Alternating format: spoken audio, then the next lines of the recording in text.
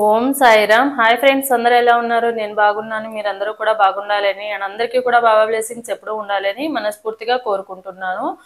ఈరోజు వీడియో వచ్చేసి మీ పార్ట్నర్, మీ మనసులో ఉన్న వ్యక్తి కానివ్వండి, మీ ఫ్రెండ్ కానివ్వండి, పార్ట్నర్ కానివ్వండి, లేకపోతే ఫ్యామిలీ మెంబర్స్ కానివ్వండి, వాళ్ళ స్వార్థానికి మిమ్మల్ని బలి చేశారా? అంటే వాళ్ళ హ్యాపీనెస్ కోసం కానివ్వండి, వాళ్ళ లైఫ్లో సెల్ఫిష్నెస్కి కానివ్వండి, మిమ్మల్ని పణంగా పెట్టి మీ లైఫ్తో ఆడుకున్నారా? మిమ్మల్ని లైఫ్ని మీ ఎమోషన్స్ని కానీ ఆడుకుని మిమ్మల్ని బలి చేశారా? దీనికి సంబంధించిన రీడింగ్ అనేది చూద్దాం మనము. సో నా వీడియోలోకి వెళ్ళే ముందు నా వీడియో కనుక నచ్చితే లైక్ చేయండి, షేర్ చేయండి, సబ్స్క్రైబ్ చేసుకుని వాళ్ళు సబ్స్క్రైబ్ చేసుకోండి, అలాగే బెల్ ఐకాన్ని కూడా క్లిక్ చేయండి. అప్పుడే నేను చేసే న్యూ వీడియోస్ ఒక నోటిఫికేషన్ అనేది వస్తుంది. అలాగే ఎవరికైనా పర్సనల్ రీడింగ్స్ కావాలంటే కనుక స్క్రీన్ మీద ఉన్న వాట్సాప్ నెంబర్కి వాట్సాప్ మెసేజ్ అనేది చేయండి. అండ్ రీడింగ్ అనేది పెయిడ్ రీడింగ్ మాత్రమే, ఛార్జబుల్ అనమాట. ఇంట్రెస్ట్ నమ్మకం ఉన్న వాళ్ళు మాత్రమే వాట్సాప్ మెసేజ్ అనేది చేయండి. సో చూద్దాము, మీ మనసులో ఉన్న వ్యక్తి, మీ పార్ట్నర్ అవనివ్వండి, ఫ్యామిలీ మెంబర్ ఇవ్వనివ్వండి, ఫ్రెండ్స్ అవనివ్వండి, ఎవరైనా కానీ మీ మనసులో ఉన్న వ్యక్తి వాళ్ళ స్వార్థానికి మిమ్మల్ని బలి చేశారా? అది మీ ఎమోషన్స్తో కానివ్వండి, మీ లవ్తో కానివ్వండి, వాళ్ళ హ్యాపీనెస్ కోసము మిమ్మల్ని యూజ్ చేసుకున్నారా? వాళ్ళ స్వార్థానికి మిమ్మల్ని బలి చేశారా? సో షఫ్లింగ్ చేసే టైంలో ఒకసారి డీప్ బ్రీత్ అనేది తీసుకోండి. డీప్ బ్రీత్ తీసుకుని మీ నేము అండ్ మీ పార్ట్నర్ నేమ్ అనేది ఎవరి గురించి అయితే తెలుసుకోవాలనుకుంటున్నారో వాళ్ళకు సంబంధించిన డీటెయిల్స్, ఇంటి పేరు ఉంటే ఇంటి పేరుతో సహా, డేట్ ఆఫ్ బర్త్ ఉంటే డేట్ ఆఫ్ బర్త్తో సహా, అలాగే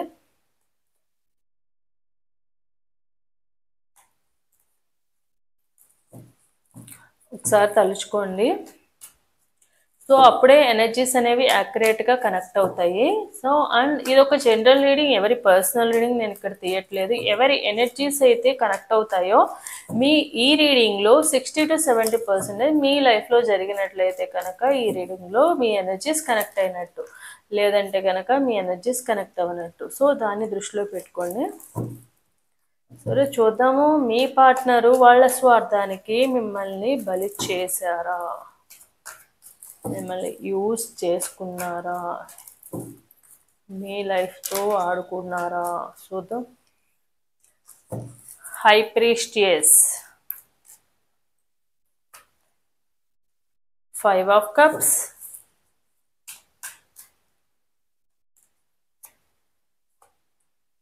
7 of pentacles, 10 of pentacles,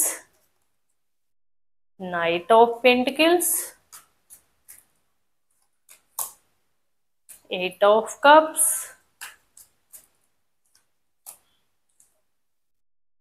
4 of swords, 6 of pentacles, the world, 6 of swords, Ace of wands, 3 of cups, the fool, the tower, the magician,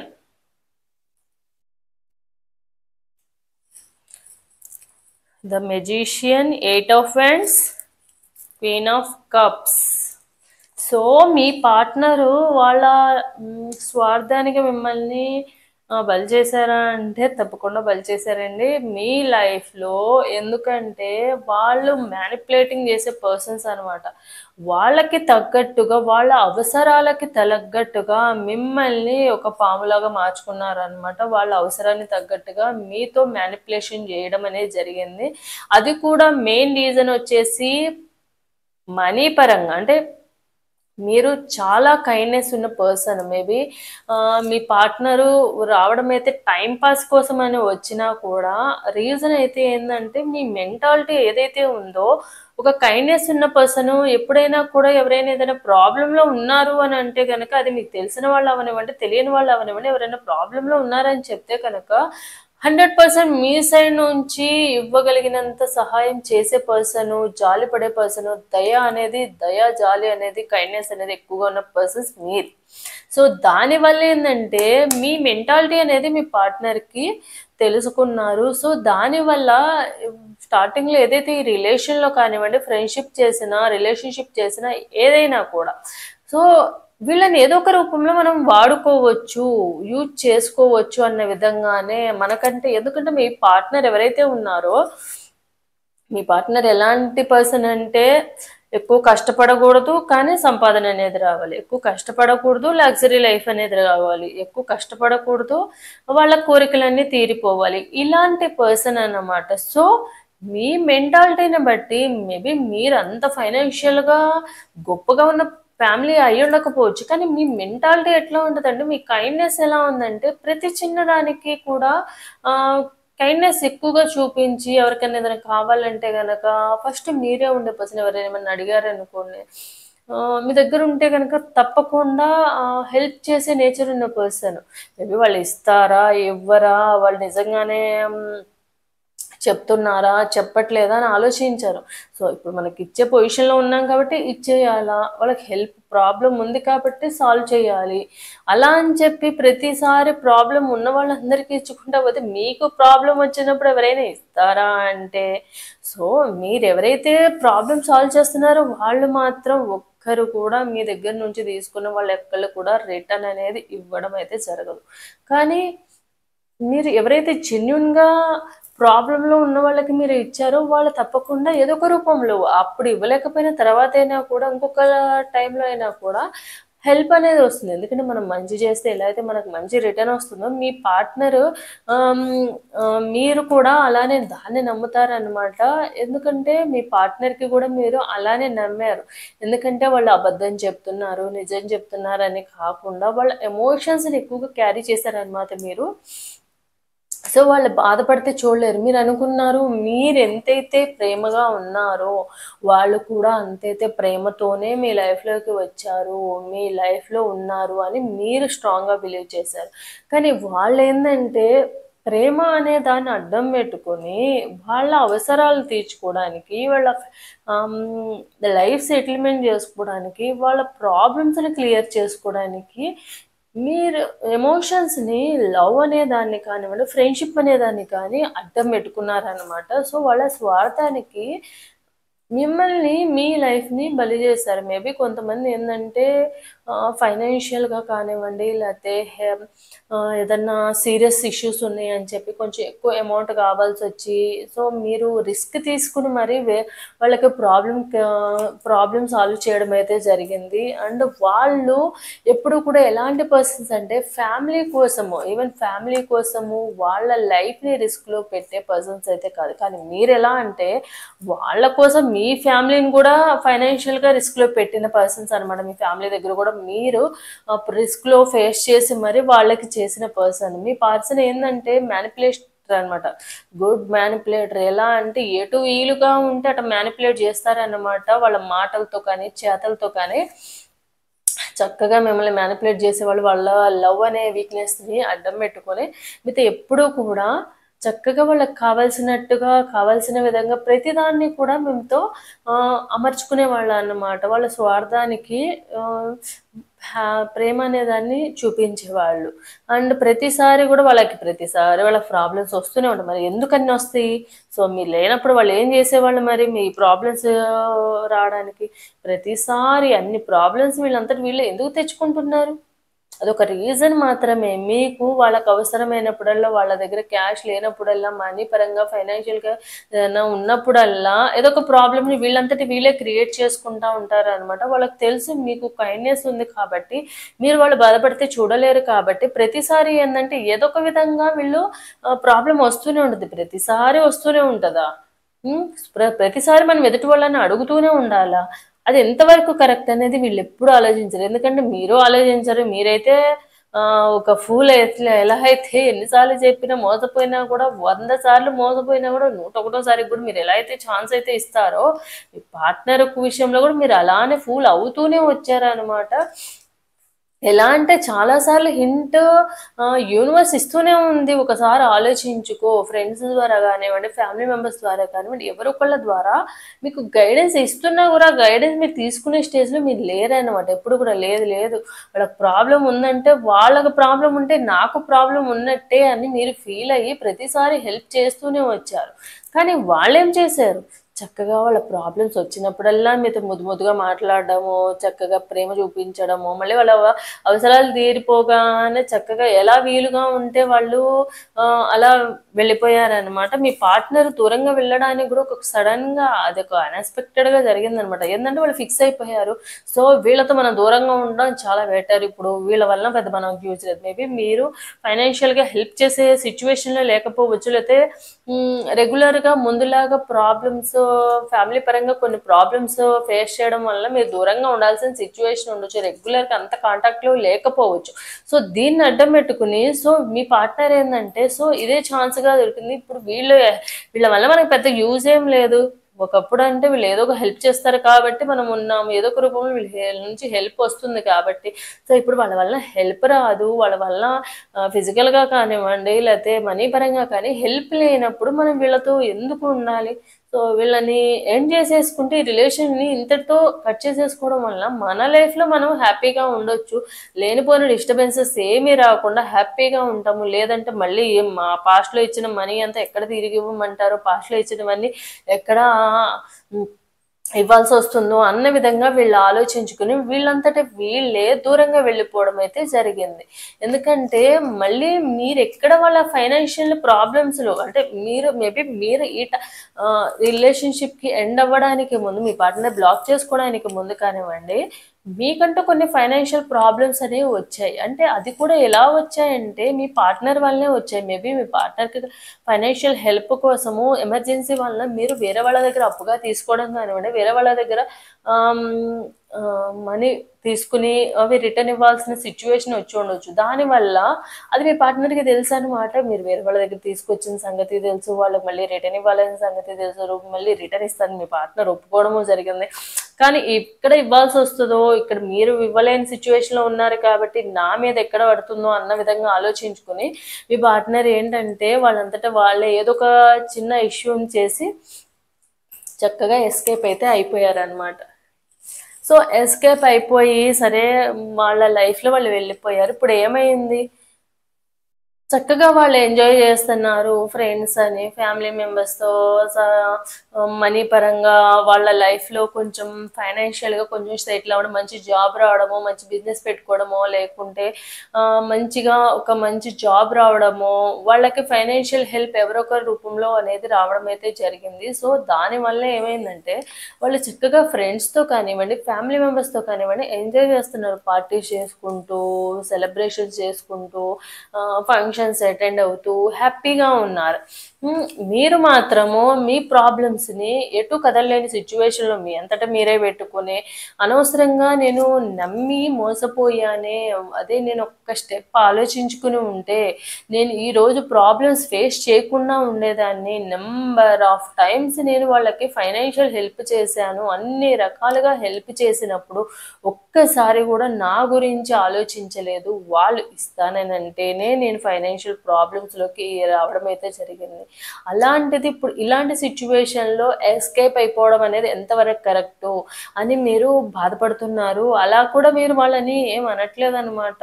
maybe వీళ్ళు మిమ్మల్ని మోసం చేసినారు అంటే మీరు ఎలా ఫీల్ అవుతున్నారంటే కొంచెం మీరు సాఫ్ట్ నేచర్ ఉన్న పర్సన్. సాఫ్ట్ నేచర్ వల్ల ఎలా అనిపిస్తుంది అంటే మీరు ఎదుటి వాళ్ళని రాంగ్గా అనుకున్న అంటే వాళ్ళు మోసం చేశారన్న ఫీలింగ్లో కాకుండా వాళ్ళు మోసం చేయడానికి నేను ఒక ఛాన్స్ ఇచ్చాను, చాలాసార్లు ఛాన్స్ ఇచ్చాను, వాళ్ళు అంత బాగా మోసం చేశారంటే నేను అంత బాగా మోసపోయాను కాబట్టి ఒకసారి కాకపోతే ఒకసారైనా నేను రియలైజ్ అయ్యి నేను తప్పు చేస్తున్నానా కరెక్ట్ చేస్తున్నానా ఆలోచించుకోకపోవడం వల్లనే నేను మోసపోయాను. సో వాళ్ళు మోసం చేయడం తప్పు కాదు, నేను మోసపోవడమే నా తప్పు. ప్రతిసారి కూడా ఇదే జరిగింది. నేను రియలైజ్ అవ్వలేకపోయాను. నేను రియలైజ్ అయ్యే టయానికి అంతా అయిపోయింది. సో తొందరగా మళ్ళీ ఉన్న ప్రాబ్లమ్స్ని మళ్ళీ సాల్వ్ చేసుకోవాలి. మళ్ళీ వాళ్ళు తిరిగి వస్తే బాగుండు. వచ్చి మళ్ళీ ఉన్న ప్రాబ్లమ్స్ని వాళ్ళ కోసం చేసిన ప్రాబ్లమ్స్ని ఒక్కసారి కాకపోతే ఒక్కసారైనా వాళ్ళు రియలైజ్ అయ్యి ఇప్పుడు ఉన్న ప్రాబ్లమ్స్లో నుంచి క్లియర్ చేస్తే కనుక, నా ప్రాబ్లమ్స్ అన్ని క్లియర్ చేస్తే కనుక నేను ఫిజికల్గా అండ్ మెంటల్లీ కొంచెం రెస్ట్ అనేది తీసుకుంటాను. లేకుంటే అప్పటి వరకు నేను ఫిజికల్గాను మెంటల్లీ కూడా స్ట్రెస్ ఎక్కువైపోయి ఏం చేయాలో అర్థం కాక నిద్రపోకుండా ఇలా టెన్షన్ పడాల్సిన సిచ్యువేషన్ అనేది వచ్చింది. సో అందుకని తప్పకుండా మీ పార్ట్నర్ మళ్ళీ తిరిగి వచ్చి అట్లీస్ట్ ఇప్పుడున్న ప్రాబ్లమ్స్ని ఎంతో కొంతైనా క్లియర్ చేస్తే బాగుండని మీరు ఫీల్ అవుతున్నారు. సో అనవసరంగా వాళ్ళ మీ పార్ట్నర్కి ఉన్న హ్యాపీనెస్ అంటే మీ పార్ట్నర్ వలన మీ లైఫే టర్న్ అయిపోయింది అన్నమాట. ఒకప్పుడు మీకంటూ ఎలాంటి లోటు లేకుండా, మీకంటూ ఎలాంటి ప్రాబ్లమ్స్ లేకుండా, ఎమోషనల్గా కానివ్వండి, హెల్త్ పరంగా కానివ్వండి, అన్ని రకాలుగా బిందాస్గా ఉన్న మీరు ఇప్పుడు రివర్స్ అయిపోయింది అనమాట. ఏం చేయాలో అర్థం కావట్లేదు. తొందరగా ఇలా ప్రాబ్లమ్స్ అన్ని క్లియర్ చేసుకోవాలి. ఇలాంటి వాళ్ళు నా లైఫ్లోకి వచ్చి నా లైఫ్ని నాశనం చేసేసారు.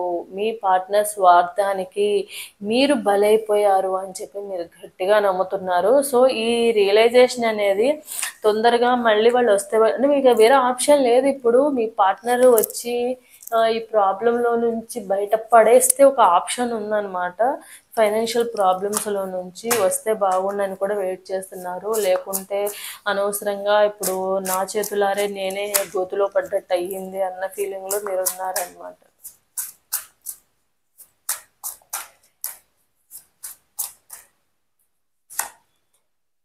Self healing, cross roads, memories, clarification, possessiveness,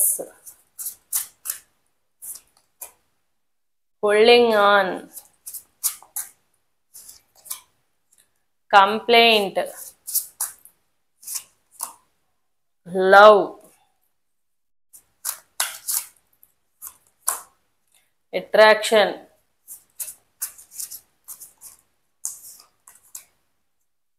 foundation, loyalty,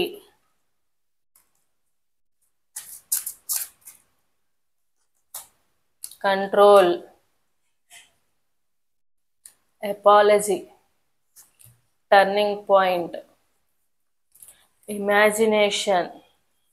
so మీ పార్ట్నర్ మళ్ళీ మీ దగ్గరకు వచ్చి అపాలజీ చెప్తారని, ఇంకోసారి ఇలా చేయనని, ఈ ఫైనాన్షియల్ ప్రాబ్లమ్స్ కానివ్వండి, మీకు చేసిన నమ్మక ద్రోహానికి కానీ సారీ చెప్పి మళ్ళీ రియలైజ్ అయ్యి మీ లైఫ్లోకి మళ్ళీ వస్తారని చెప్పి మీరు నమ్ముతున్నారు. సో కానీ అది ఎంతవరకు కరెక్ట్ అంటే మీ మెంటాలిటీ ఎలా ఉందంటే ప్రెజెంట్ కాసేపు ఏమో లేదు తను మళ్ళీ తిరిగి వస్తారు, తను రియలైజ్ అవుతారు అండ్ మళ్ళీ ప్రాబ్లమ్స్ సాల్వ్ చేస్తారు, తప్పైపోయిందని అపాలజీ చెప్పి మంచిగా ఉంటారు, ఈ ఫైనాన్షియల్ ప్రాబ్లమ్స్లో నుంచి ఎమోషన్స్లో నుంచి మీతో సపోర్టింగ్గా ఉంటారని మీరు నమ్ముతున్నారు. కానీ అండ్ ఒకవైపు ఏమనిపిస్తుందంటే లేదు నేను మోసం చేయడానికే నా లైఫ్లోకి వచ్చారు, సో అందుకే నేను మోసం చేసి వెళ్ళిపోయారు ఫైనాన్షియల్గాను ఎమోషనల్ పరంగాను. ఒకప్పుడు నేను ఎలా అయితే ఉన్నానో అలా కాకుండా నన్ను నాశనం చేయడానికి నా లైఫ్లోకి వచ్చారు, వాళ్ళ స్వార్థానికి నా లైఫ్ని వాడుకున్నారు అని మీరు ఫీల్ అవుతుంది. అంటే డ్యూయల్ మెంటాలిటీ అనిపిస్తుంది అనమాట. కాసేపు అలా అనిపిస్తుంది, కాసేపు ఇలా అనిపిస్తుంది. I never imagined our relationship will end like this అని మీరు ఎక్స్పెక్ట్ చేయలేదన్నమాట. మీ పార్ట్నర్కి మీరు ఫైనాన్షియల్గా హెల్ప్ చేసినన్ని రోజులు మీరు మంచిగానే అనిపించారు, ఎలాంటి మిస్అండర్స్టాండింగ్స్ రావడం కానివ్వండి, ఎలాంటి డిస్టర్బెన్సెస్ రావడం కానివ్వండి, ఇవి ఏమీ జరగలేదు అనమాట. చక్కగా హ్యాపీగా ఉన్నట్టే అనిపించింది మీకంతా కూడా. కానీ మీరు బ్యాక్గ్రౌండ్లో ఇప్పుడు వెతుక్కుంటే కనుక అంతా కూడా అక్కడ వాళ్ళ మీ ఎమోషన్స్ని వాళ్ళు క్యాష్ చేసుకున్నారు, మీ ఎమోషన్ వాళ్ళు ప్రెస్ చేసుకున్నారు ఫిజికల్గాను అండ్ ఫైనాన్షియల్గాను అని మీకు ఇప్పుడిప్పుడే అర్థమవుతుంది అనమాట. మీరు ఎక్స్పెక్ట్ చేయలేదు ఈ రిలేషన్ ఇట్లా ఎండ్ అయిపోతుందని. Imagination, I am dreaming about you right now feeling so close. మీరు ఏంటంటే ఇంకా ఆ డ్రీమింగ్స్లోనే ఉన్నారనమాట. లేదు మళ్ళీ వస్తారు, ఫిజికల్గా కనెక్ట్ అయ్యాము, ఇంత మంచిగా ఉన్నాము, ఫైనాన్షియల్గా సపోర్టింగ్గా ఉన్నాను, తో తప్పకుండా మళ్ళీ నా లైఫ్లోకి మళ్ళీ తిరిగి వస్తారని చెప్పి మీరు డ్రీమింగ్ వేసుకుంటున్నారు.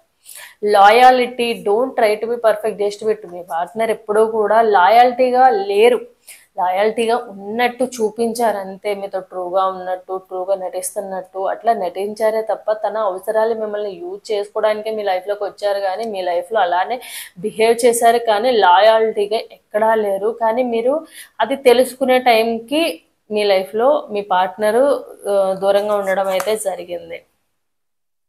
Control your mind, be in your limits. మీ పార్ట్నర్ ఇప్పుడు కూడా మిమ్మల్ని కంట్రోల్ చేస్తున్నట్టుగా అంత తెలిసేది కదా అంటే మ్యానిపులేట్ చేసేవాళ్ళు. మ్యానిపులేట్ చేయడం వల్ల ఏంటంటే వాళ్ళు మిమ్మల్ని ఇండైరెక్ట్గా కంట్రోల్ చేస్తున్నారని అనుకునే వాళ్ళు కాదనమాట.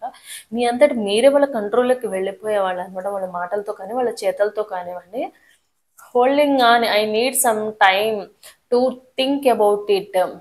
సో మీరు అప్పుడప్పుడు కొంచెం వాళ్ళు డిస్టెన్స్ మెయింటైన్ చేసినప్పుడు కానీ, దూరంగా ఉన్నప్పుడు కానీ కొంచెం అనిపించేది మీరు వీళ్ళు ఏమైనా మోసం చేస్తున్నారా, ప్రతిసారి మనీ పరంగానే యూజ్ చేసుకుంటున్నారు, మనీ ఇన్నిసార్లు ఎందుకు అవసరం అవుతుంది, ప్రతిసారి నేనే ఎందుకు మనీ ఇవ్వాలి అన్న విధంగా మీరు ఆలోచించుకున్నారు. కానీ దాని అంతా సీరియస్గా తీసుకోలేదు మీరు. మేబీ సీరియస్గా తీసుకున్నట్టే ఇప్పుడు ఇలాంటి సిచ్యువేషన్లో మీరు ఉండేవాళ్ళు కదా, ఫైనాన్షియల్ స్ట్రగుల్స్ ఫేస్ చేస్తూ. మీరు complaint, I feel like you don't care about me.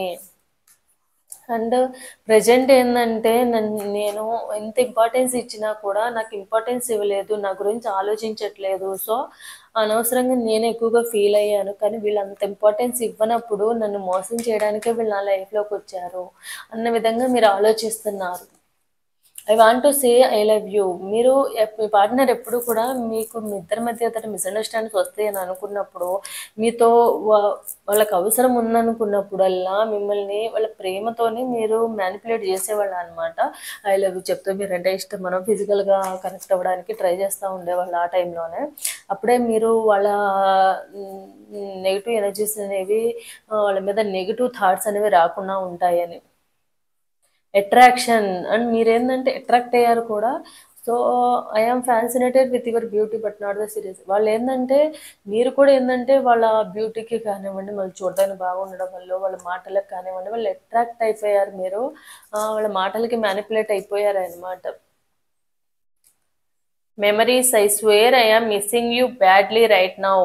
So మీరు వాళ్ళ మెమరీస్లో నుంచి అండ్ వాళ్ళకి చేసిన ప్రతి దాంట్లో నుంచి, ప్రతి మూమెంట్లో నుంచి, పాస్ట్లో మీ ఇద్దరి మధ్య జరిగిన కన్వర్జేషన్స్ కానివ్వండి, కాల్స్ కానివ్వండి, మెసేజెస్ కానివ్వండి, బయటకి ఎక్కడికైనా వెళ్ళినవి కానివ్వండి, అన్నిట్లో నుంచి బయటకు రాలేకపోతున్నారు అనమాట. ఆ మెమరీస్ అనేవి మీకు పదే పదే గుర్తుకు రావడం వల్ల వాటిలో నుంచి బయటకు రాలేని సిచ్యువేషన్ అయితే అయిపోయింది.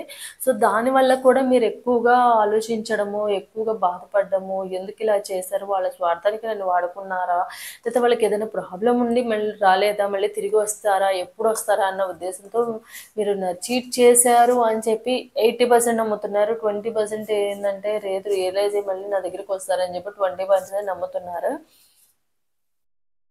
I will adjusted a lot, no more now, I just want peace. మీరు చాలా రకాలుగా మీ పార్ట్నర్ విషయంలో అడ్జస్ట్ అయ్యారు అండ్ వాళ్ళని చాలా రకాలుగా అంటే మీకు ఇష్టం లేకపోయినా కూడా కొన్ని పనులు చేయడం కానీ, వాళ్ళకి ఇష్టం అని చెప్పి కొన్ని నేర్చుకోవడం కానివ్వండి, వాళ్ళకి ఇష్టమైనట్టుగా మీరు మార్చుకోవడం కానివ్వండి, మీకు కొన్ని ఫుడ్ హ్యాబిట్స్ కానివ్వండి, కొన్ని వాళ్ళకి నచ్చినవి నేర్చుకోవడం, ఇలాంటివన్నీ కూడా చేశారు.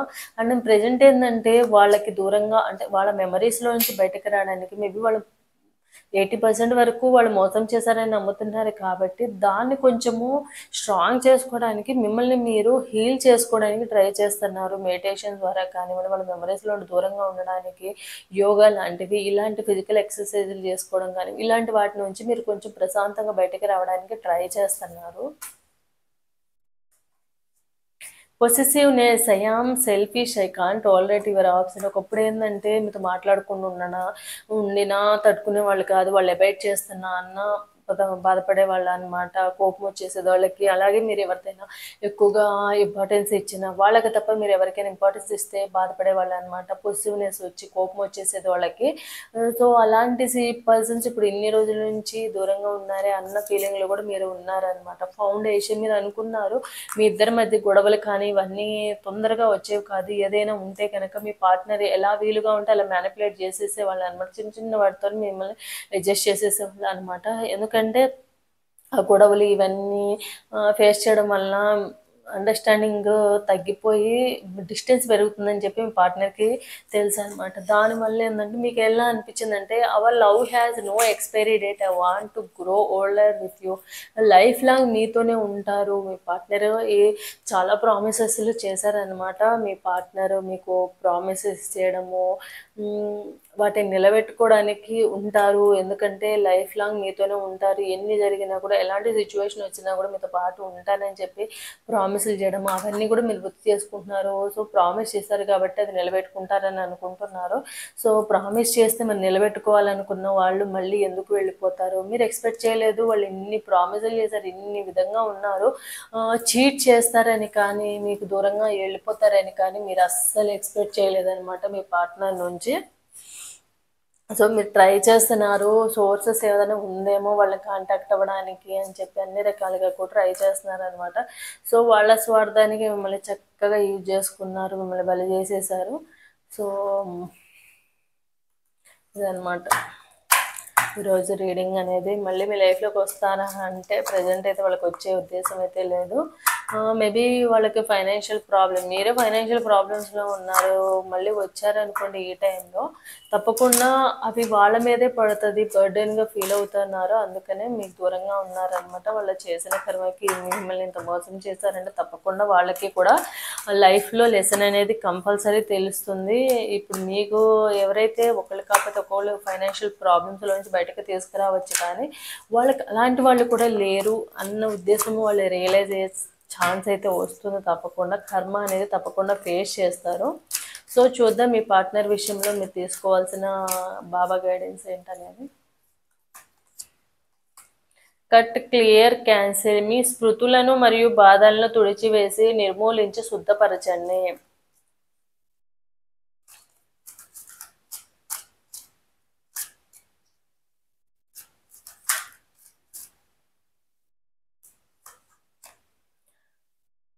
న్యాయ నిర్ణయం చేయవద్దు.